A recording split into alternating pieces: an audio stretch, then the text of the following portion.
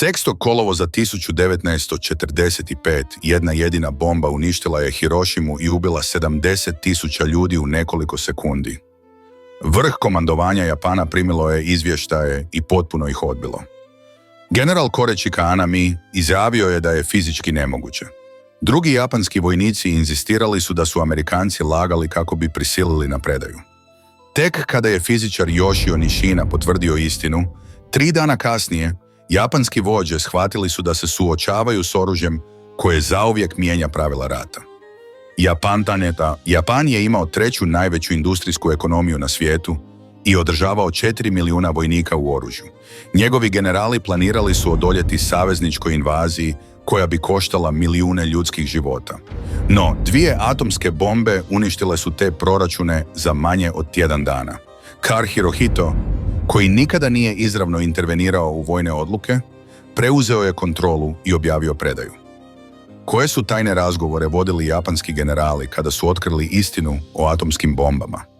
Zašto su se neki vojnici nastavili protiviti predaji čak i nakon Nagasakija? Kako je car uspio uvjeriti svoje generale da prihvate poraz?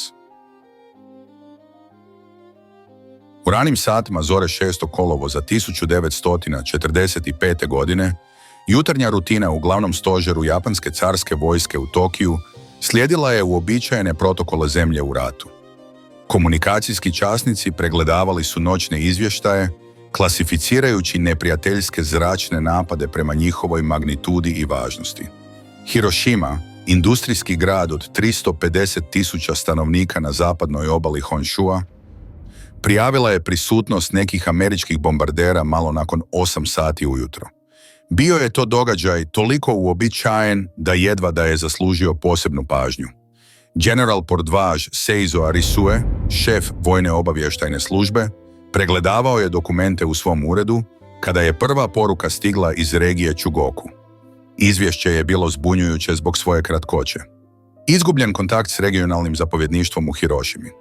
U normalnim vremenima to bi ukazivalo na prekid u komunikaciji, možda zbog konvencionalnih bombardiranja koja su oštetila telefonske linije ili radiostanice.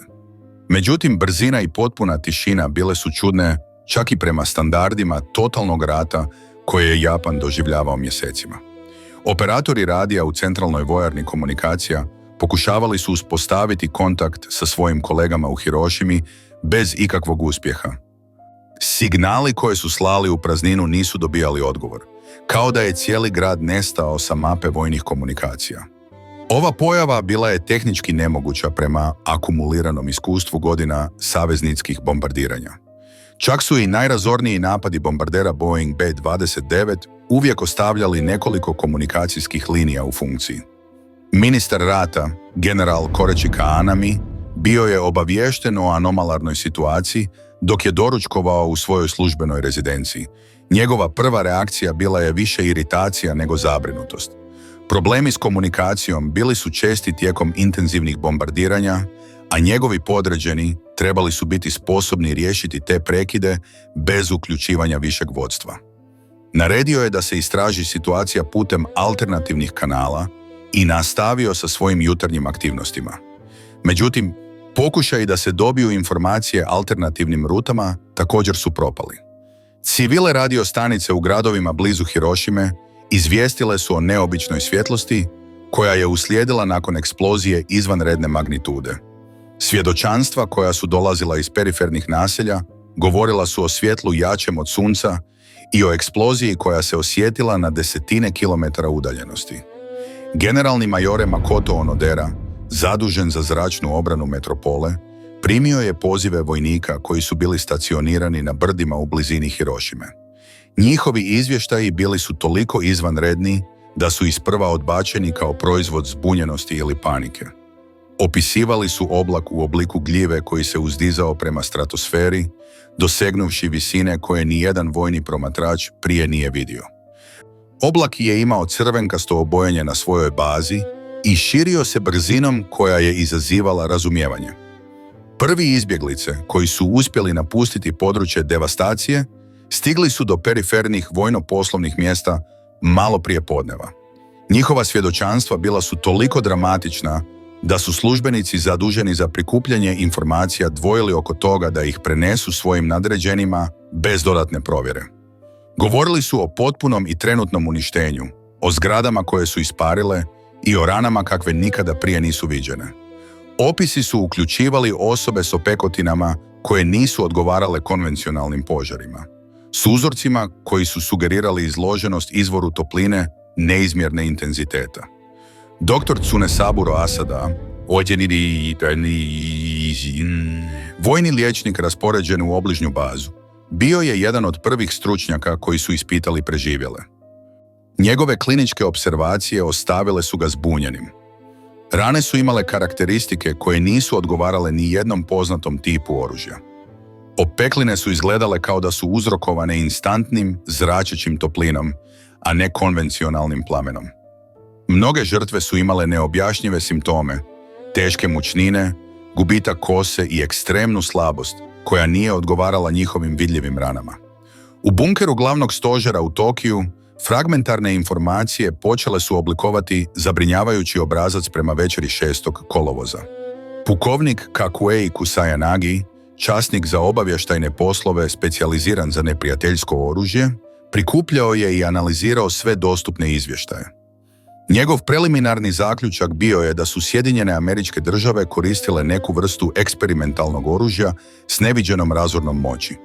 Ipak, njegovi nadređeni su ovo objašnjenje smatrali tehnički nemogućim prema dostupnom znanju znanosti za japansko zapovjedništvo. General Yoshijiro Umezu, šef glavnog stožera, sazvao je hitan sastanak kako bi ocijenio situaciju. Prisutni časnici predstavljali su desetljeća akumuliranog vojnog iskustva, uključujući veterane iz kampanja u Kini i Tihom oceanu. Njihovo kolektivno iskustvo u konvencionalnim naoružanjima dovelo ih je do traženja alternativnih objašnjenja za izvještaje iz Hirošime. Neke teorije uključivale su korištenje višestrukih bombardera koordiniranih s novom generacijom zapaljivih bombi ili mogućnost da su skladišta municije detonirala u nizu, pojačavajući početnu štetu. Psihološka otpornost visokog zapovjedništva Japana na prihvaćanje stvarnosti potpuno novog oružja bila je razumljiva unutar konteksta njihove vojne obuke. Tijekom desetljeća su proučavali postupan razvoj naoružanja, gdje su se postupne poboljšanja u destruktivnoj moći kretala u predvidivim obrascima. Ideja o kvantnom skoku u destruktivnoj sposobnosti proturječila je njihovom osnovnom razumijevanju kako moderna ratovanja funkcioniraju. Prva noć nakon Hirošime prošla je u glavnom stanu u Tokiju s mješavinom administrativne konfuzije i institucionalne negacije. Standardne vojne procedure nisu uključivale protokole za suočavanje s potpunim nestankom komunikacije jednog važnog grada. Časnici generalštaba radili su s kartama i izvještajima, pokušavajući rekonstruirati što se dogodilo, ali su njihovi analitički alati bili osmišljeni za procjenu konvencionalnih šteta. Magnituda i priroda događaja u Hirošimi nadmašivale su njihove konceptualne sposobnosti. Svitanje 7. kolovoza zateklo je visoko zapovjedništvo japanske vojske u stanju sustavne negacije koja je odražavala i tehničke ograničenosti i psihološke obrambene mehanizme. General Torashiro Kawabe, potpredsjednik ratnog ministra, razvio je alternativne teorije koje bi mogle objasniti izvanredne izvještaje bez pribjegavanja postojanju potpuno novih oružja. Njegova analiza temeljila se na desetljećima iskustva koja su mu govorila da su dramatični tehnološki skokovi nemogući u vremenima rata. Prva formalna teorija predstavljena glavnom stožeru sugerirala je da su Sjedinjene Američke Države koordinirale masovni napad koristeći stotine bombardera opremljenih novom generacijom zapaljivih bombi. Ovo objašnjenje omogućavalo je održavanje bombardiranja unutar tehnički razumljivih parametara dok je opravdavalo veličinu prijavljenih šteta.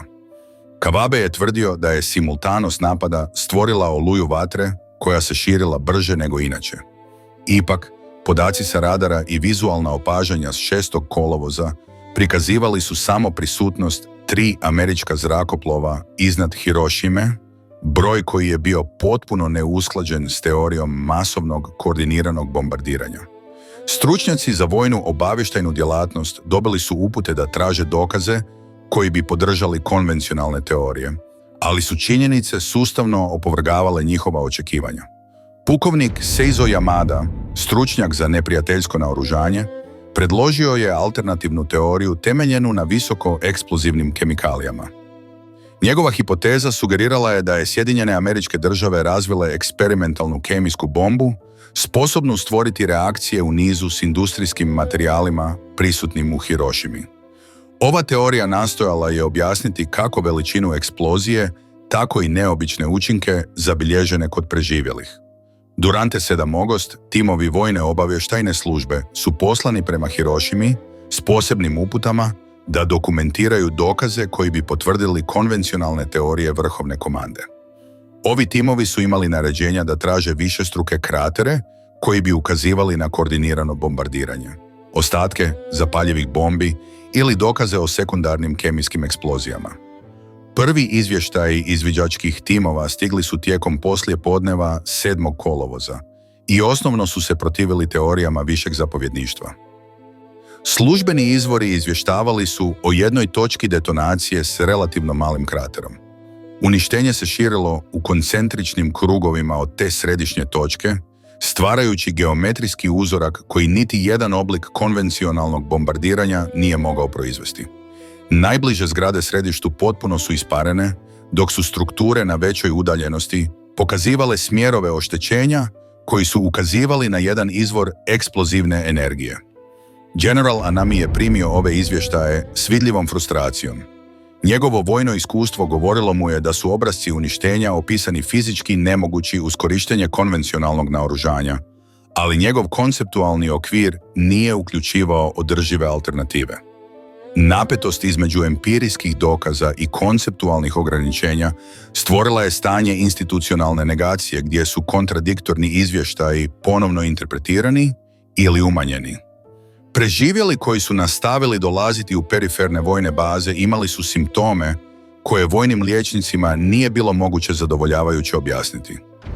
Dr. Masao Suzuki, medicinski savjetnik vojske, pozvan je da pregleda preživjele i pruži medicinsko objašnjenje. Njegova prvotna procjena sugerirala je izloženost nekom nepoznatom kemijskom agensu, ali uzorci krvi i tkiva imali su karakteristike koje nisu odgovarale ni jednom poznatom agensu. Negacija najvišeg zapovjedništva također se jačala zbog razmatranja vojne i civilne morala. Priznati da Sjedinjene Američke Države posjeduju potpuno novo oružje razornog potencijala značilo bi priznati tehnološku prednost koja je onemogućavala učinkovito nastavak rata.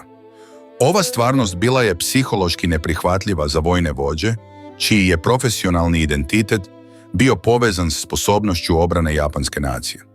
Međutim, u privatnim razgovorima među najvišim liderima počeli su se javljati sumnje u službena objašnjenja.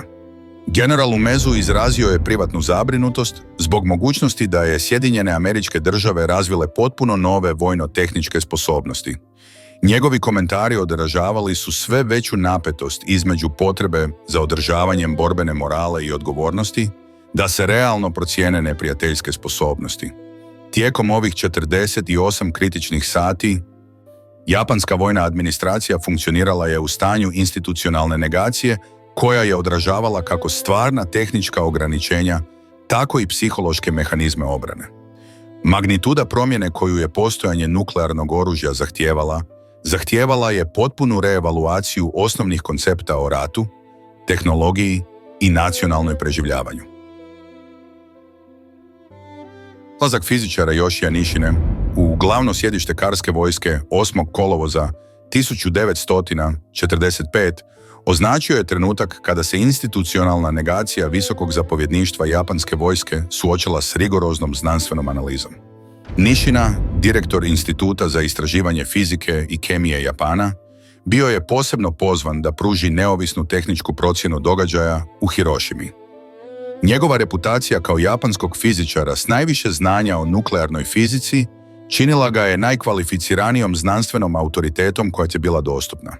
Susret između Nishine i glavnog stožera odmah je otkrio konceptualni razmak između konvencionalne vojne perspektive i naprednog znanstvenog znanja. Uzorci uništenja opisani u vojnim izvještajima bili su u skladu s njegovim teoretskim znanjem o nuklearnoj fisiji, mogućnošću koju je razmatrao od 1941. ali koju je smatrao tehnički nemogućom za implementaciju tijekom rata. Odluka da se Nishina osobno pošalje u Hirošimu radi izravnog istraživanja donesena je nakon intenzivnih internih rasprava. Viši stožer je očekivao da će njegova znanstvena analiza podržati konvencionalne teorije koje su razvijene. Međutim, Nishina je sam počeo sumnjati da izvješća opisuju učinke nuklearne oružja. Putovanje Nishine u Hirošimu 9. kolovoza odvijalo se u izvanrednim okolnostima. Njegov vojni zrakoplov letio je iznad krajolika koji su prikazivali štete od konvencionalnih bombardiranja sve dok se nije približio Hirošimi, gdje se panorama dramatično promijenila.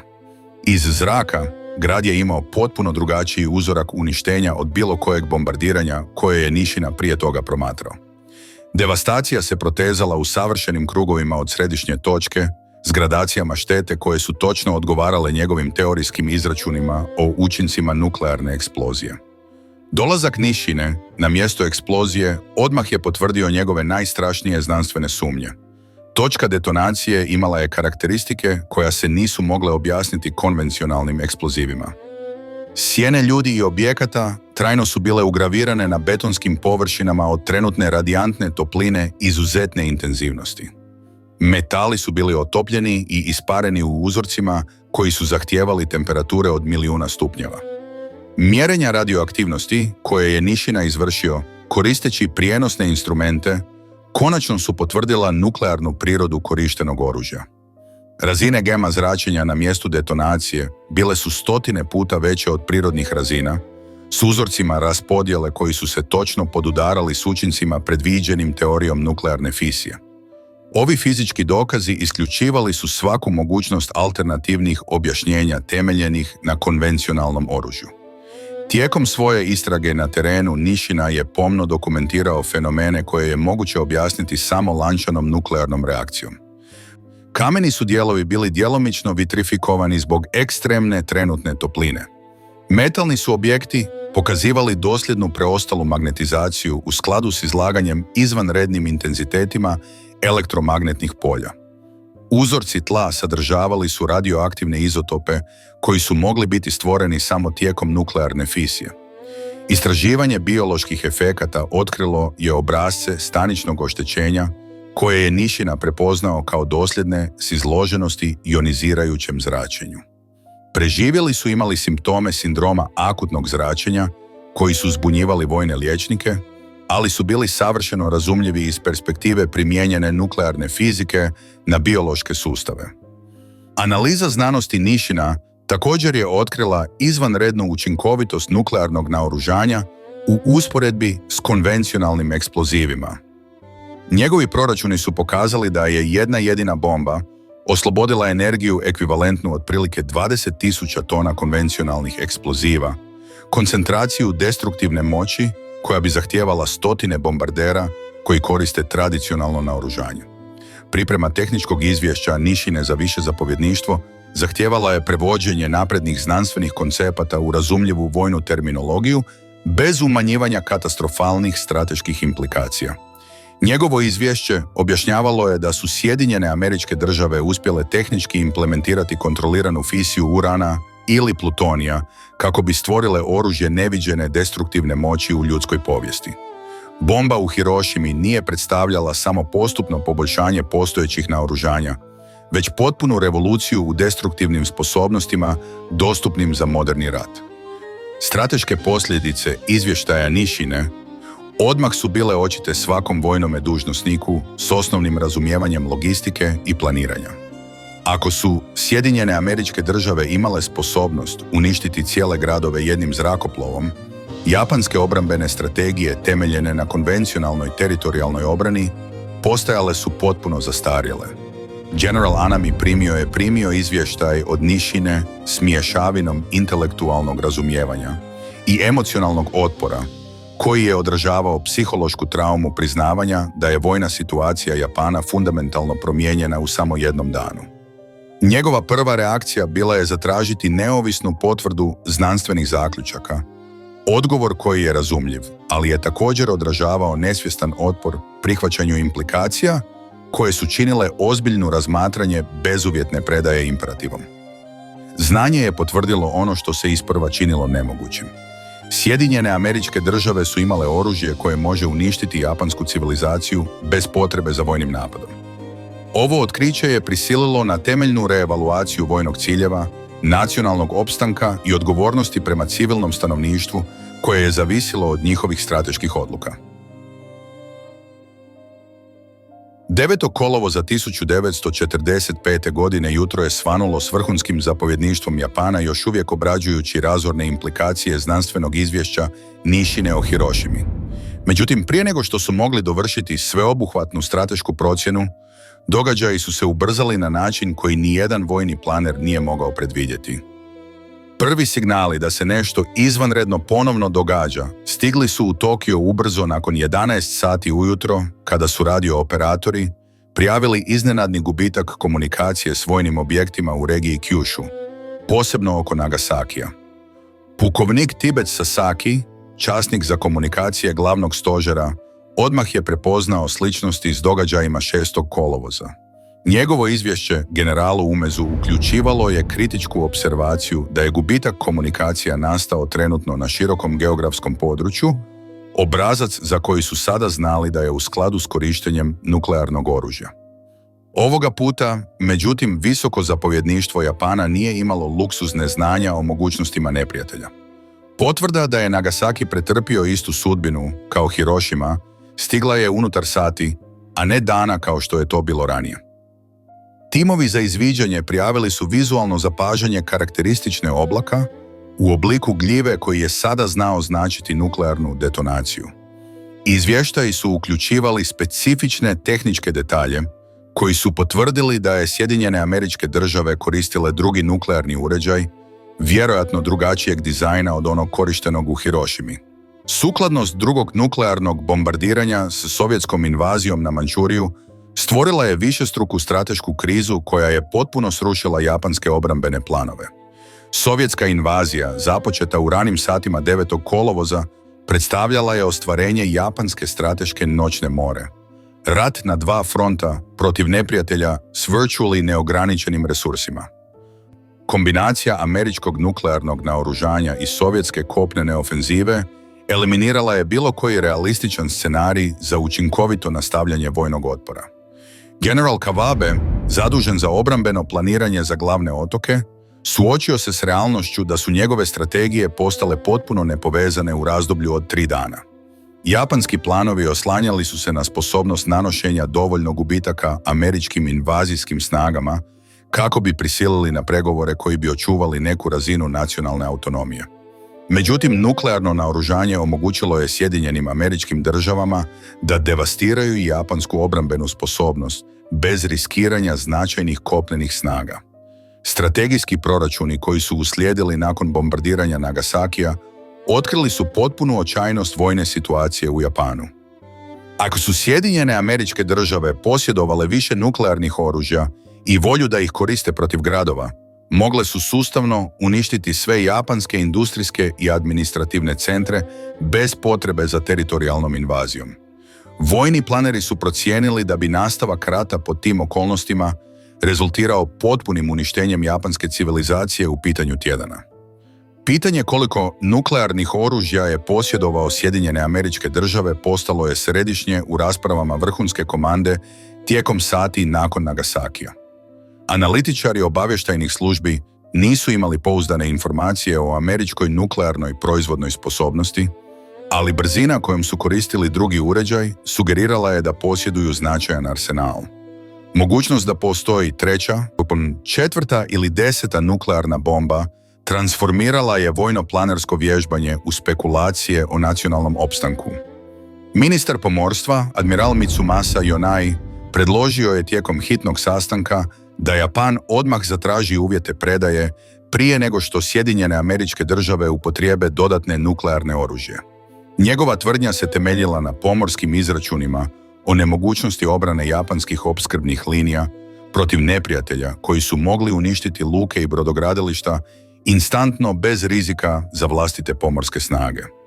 Međutim, elementi unutar vrhovne komande, posebno vojnici predvođeni generalom Anamijem, održavali su otpor prema bezuvjetnoj predaji čak i nakon Nagasakija. Njihovi argumenti temeljili su se na tradicionalnim pojmovima vojnog časti i uvjerenju da je smrt u borbi poželjna od predaje bez uvjeta. Ova pozicija odražavala je konceptualne okvire u kojima je nacionalna preživljavanja bila podređena apstraktnim principima vojnog časti. Sovjetska invazija na Mančuriju dodavala je dodatnu dimenziju hitnosti raspravama vrhovnog zapovjedništva. Japanske snage u Mančuriji, koje su se smatrale među najučinkovitijima carske vojske, sustavno su uništavane koordiniranim sovjetskim ofenzivama. Gubitak Mančurije uklanjao je posljednju japansku nadu da će zadržati dovoljno teritorijalnih resursa za pregovore koji bi sačuvali nešto od originalnog japanskog carstva. Izvještaji o napretku Sovjetskog saveza potvrdili su da je Sovjetski savez angažovao masivne resurse kako bi završio uništenje japanskih vojnih kapaciteta na azijskom kontinentu. Brzina i koordinacija sovjetske ofenzive sugerirala je opsežno planiranje u koordinaciji sa zapadnim saveznicima, uklanjajući svaku nadu Japanaca da stvore podjele među svojim neprijateljima kako bi dobili povoljnije uvjete predaje. Tijekom noći od 9. do 10. kolovoza, japansko vrhovno zapovjedništvo suočilo se s činjenicom da je njihova nacija bila potpuno opkoljena neprijateljima s destruktivnim sposobnostima koje su nadmašivale bilo što iz prethodnog vojnog iskustva. Sjedinjene Američke Države posjedovale su oružje koje je moglo uništiti gradove trenutnom brzinom, dok je Sovjetski savez pokazao sposobnost da uništi čitave vojske na kontinentu. Nastavak vojnog otpora pod ovim okolnostima nije predstavljao strateško herojstvo, nego neodgovornost prema japanskoj civilnoj populaciji. Događaji koji su nastali usled strateške krize prouzročene uzastopnim nuklearnim bombardovanjima i sovjetskom invazijom na Mančuriju prisilili su japansko vođstvo na niz tajnih sastanaka koji bi odredili sudbinu nacije. Vrhovno veće za vođenje rata, koje se neformalno nazivalo Šest velikih, sazvano je na vanrednu sednicu tokom poslepodneva 9. avgusta pod izuzetnim sigurnosnim merama. Učesnici su predstavljali najviše civilne i vojne autoritete carstva. Premijer Kantaro Suzuki, ministar spoljnih poslova Shigenori Togo, ministar rata general Anami, ministar mornarice admiral Yonai i šefovi generalštaba kopnenih i mornaričkih snaga. Atmosfera tijekom ovih sastanaka odražavala je bezpresedensku magnitude odluka koje su se trebale donijeti. Po prvi put u modernoj japanskoj povijesti, nacionalno vodstvo suočilo se s stvarnom mogućnošću bezuvjetne predaje stranih neprijateljima. Ova perspektiva proturječila je ne samo stoljećima vojne tradicije, nego i ideološkim temeljima modernog japanskog stanja, koja se temeljila na konceptima carske nepobjedivosti, koje su nedavni događaji potpuno srušili. Kar Hironori održavao je tradicionalno ceremonijalnu rezerviranu poziciju u strateškim raspravama, dopuštajući vojnom i civilnom vodstvu da donosi operativne odluke dok je on pružao simboličku legitimitet. Međutim, kriza nastala zbog nuklearnih bombardiranja zahtijevala je odluke koje su nadilazile uobičajenu vlast njegovih savjetnika. Odluke koje je mogao donijeti samo Kar bile su presudne za opstanak carskih institucija, a moguće i japanske civilizacije. Prve sjednice vijeća vrhovnih zapovjednika otkrile su fundamentalne podjele o tome kako odgovoriti na novu stratešku situaciju. Ministar vanjskih poslova Togo tvrdio je da je trenutna predaja imperativna za sprječavanje dodatne destrukcije putem nuklearnog oružja. Njegova pozicija temeljila se na realističnoj analizi neprijateljskih sposobnosti i potpunoj besmislenosti nastavka otpora. Međutim, vojni elementi predvođeni generalom Anamijem tvrdili su da je bezuvjetna predaja neprihvatljiva čak i pred perspektivom nuklearne anihilacije. Otpor vojske na predaju temeljio se na tradicionalnim konceptima časti koji su bili ključni za identitet japanske vojske tijekom desetljeća. Za časnike poput Anamija, očuvanje vojne časti bilo je važnije od fizičkog preživljavanja.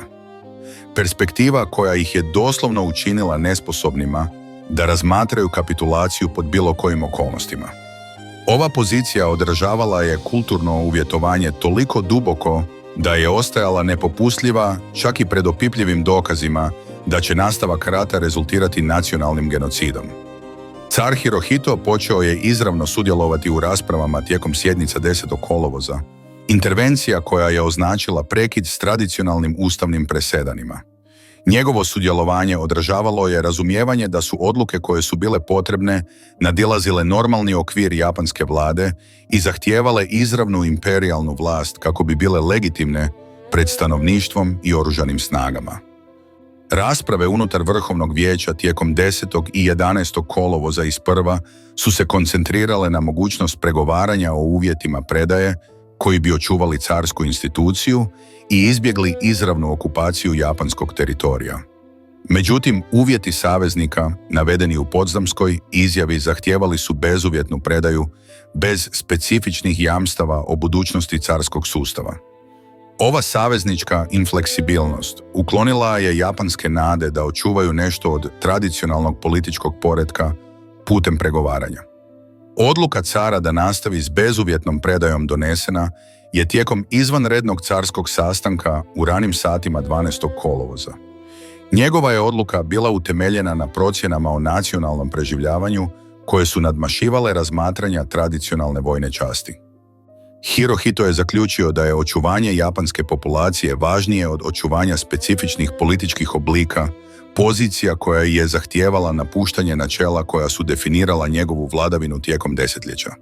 Priprema imperijalnog govora o predaji zahtijevala je pažljivo osmišljen jezik koji bi komunicirao odluku o predaji bez nepotrebnog ponizavanja japanskog naroda ili oružanih snaga. Govor je trebao objasniti odluku koja je kontradiktirala desetljeća propagande o japanskoj nepobjedivosti, zahtijevajući naraciju koja bi psihološki učinila prihvatljivim ono što je prethodno bilo doslovno nezamislivo za milijune Japanaca. Snimke imperijalnog govora snimljene su u uvjetima krajnje sigurnosti tijekom noći od 14. do 15. kolovoza. Proces snimanja održavao je povijesnu veličinu trenutka. Japan je formalno završavao rat koji je koštao milijune života i transformirao globalnu ravnotežu moći. Ipak, elementi unutar japanske vojske, predvođeni mladim časnicima glavnog stožera, razvili su planove za sprečavanje prijenosa govora o predaji putem državnog udara, koji bi održavao rat pod izravnom vojnom kontrolom. Ovi časnici, predvođeni bojnikom Kenjijem Hatanakom, vjerovali su da je nastavak otpora poželjan čak i uz potpunu nuklearnu anihilaciju. Noć od 14. do 15. kolovoza postala je najkritičniji trenutak u modernoj japanskoj povijesti, kada su vojni zavjerenici pokušali preuzeti kontrolu nad carskoj palačom i spriječiti prijenos govora o predaji. Njihov plan uključivao je ubojstvo viših časnika koji su podržavali predaju i uništenje carskih snimaka. Uspjeh njihove zavjere produžio bi rat neodređeno.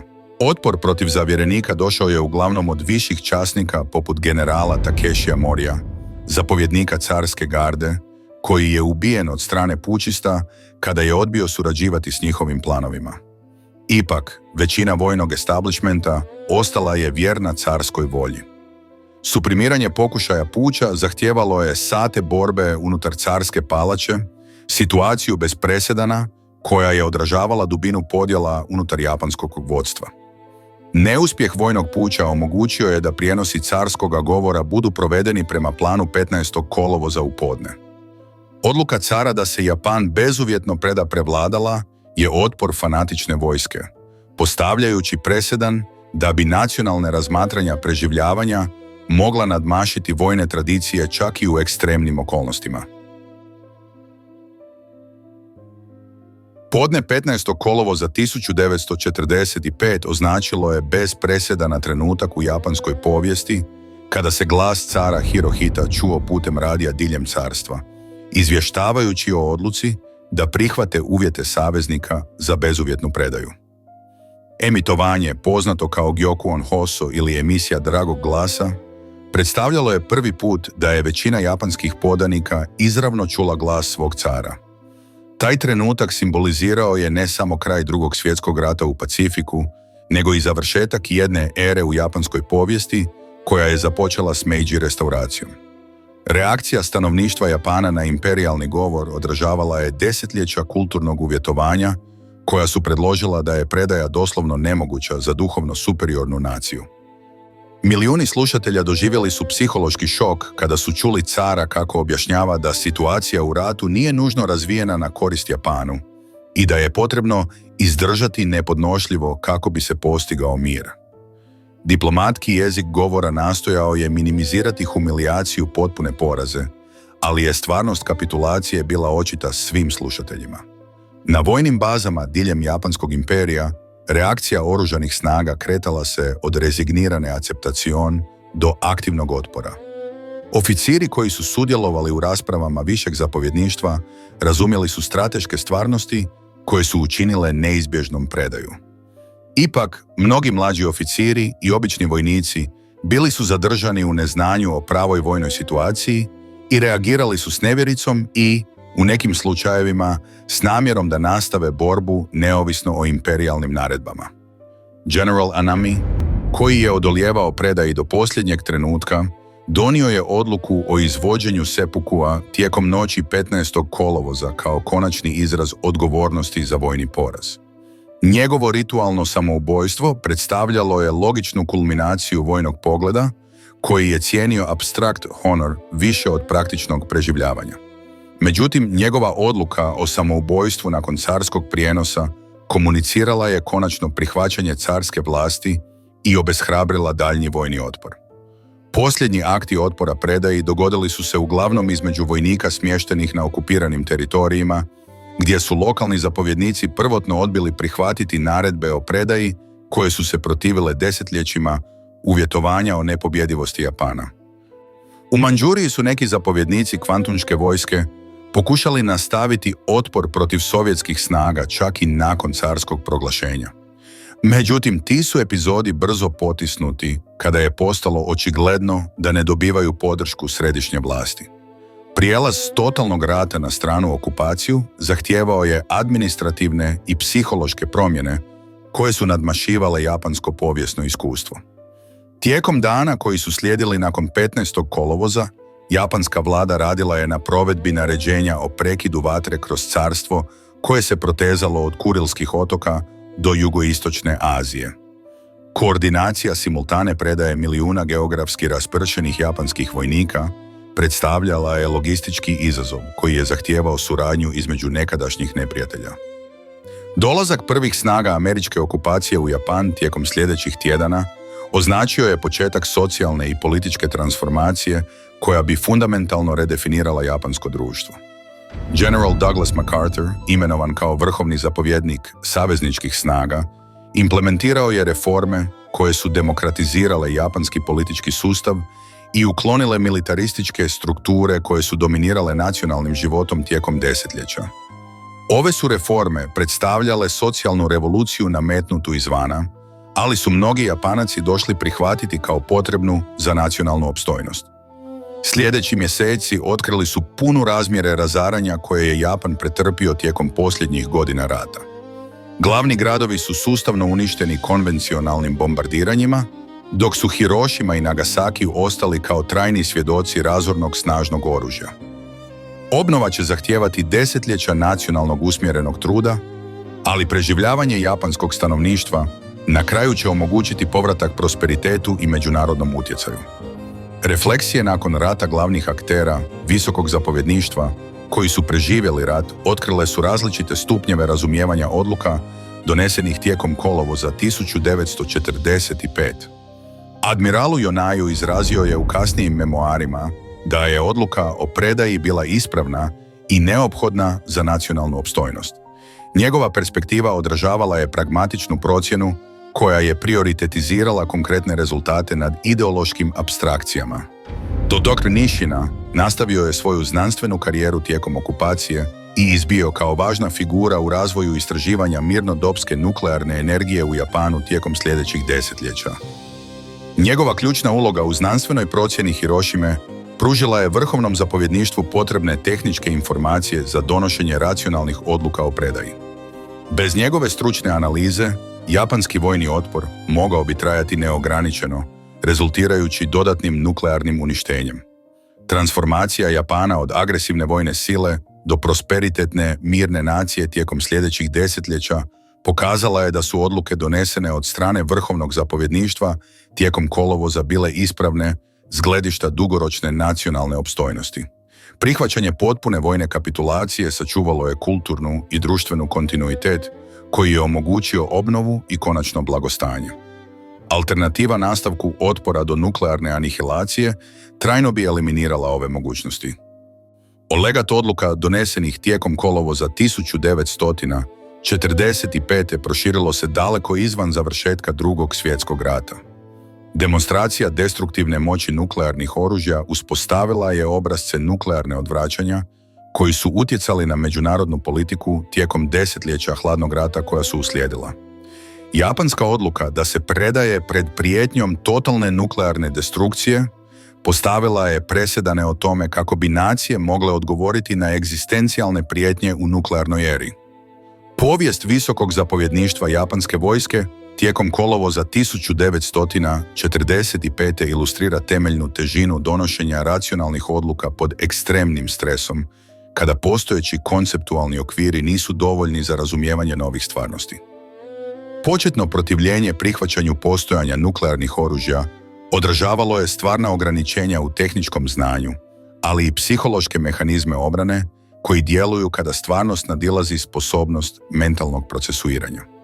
Konačno prihvaćanje nove stvarnosti i donošenje pragmatičnih odluka temeljenih na nacionalnoj preživljavanju predstavljaju studiju slučaja o tome kako se vodstvo može prilagoditi potpuno bez presedana okolnostima kada preživljavanje ovisi o konceptualnoj fleksibilnosti i napuštanju zastarjelih ideologija.